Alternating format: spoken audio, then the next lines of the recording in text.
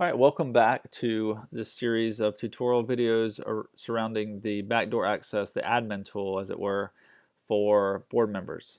Um, One quick side note before we dive into this lesson: if you have never seen this page, or if you're not sure how to get to this page and you're a board member, please refer back to one of our previous videos where we detail out how to do that. Today's lesson is going to be found in the administration taskbar, and you'll see us under broadcast emails. If you have not watched the video on the directories and how to access directories, I'd encourage you to go watch that before starting this video as well. So the first thing we're going to do, as always, is choose our association. Now obviously you guys are going to have just your association here, but you're going to choose your association. The next step to formulating one of these emails is we're going to choose one of these individual things here. If you just wanted to send out a blast email to the other board members, you would just check board here. It's going to give you the option to check the board, the ACC committee, etc.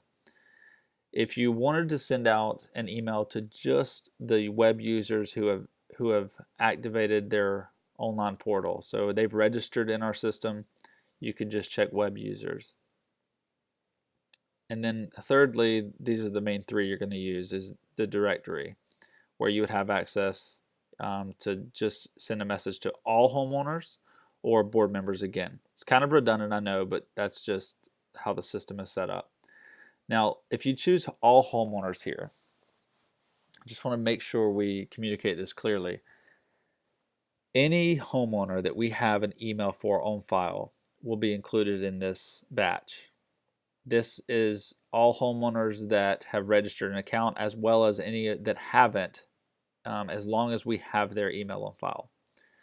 So obviously homeowners that have not registered and we do not have emails for on file, they will not be included in this batch. So it's very important to consider those things before you send something that's vitally important, or that maybe the documents say that every homeowner has to be notified of something, because this wouldn't necessarily suffice for achieving that goal.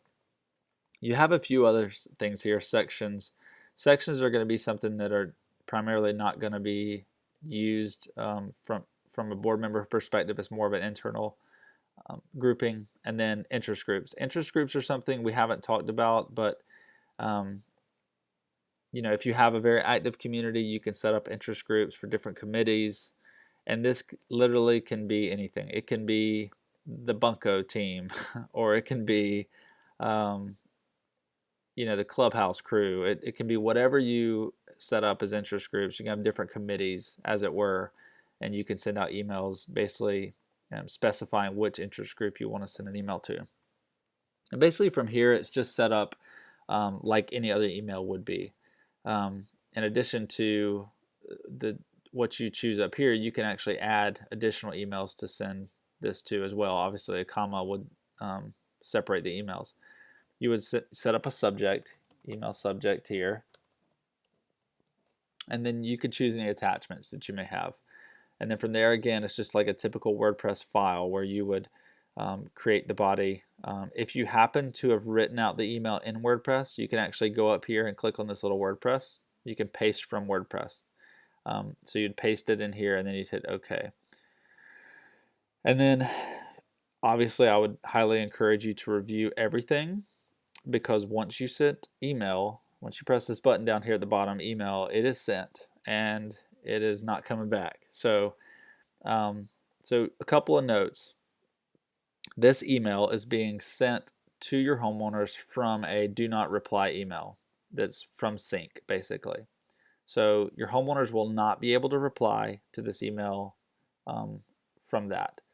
If you wish for them to reply to a certain place, you need to delineate that within the context of your email, such as, please respond to sally@gmail.com. And other than that, this is probably going to be one of your most useful tools as a board member. So we really hope and encourage you guys to take advantage of it.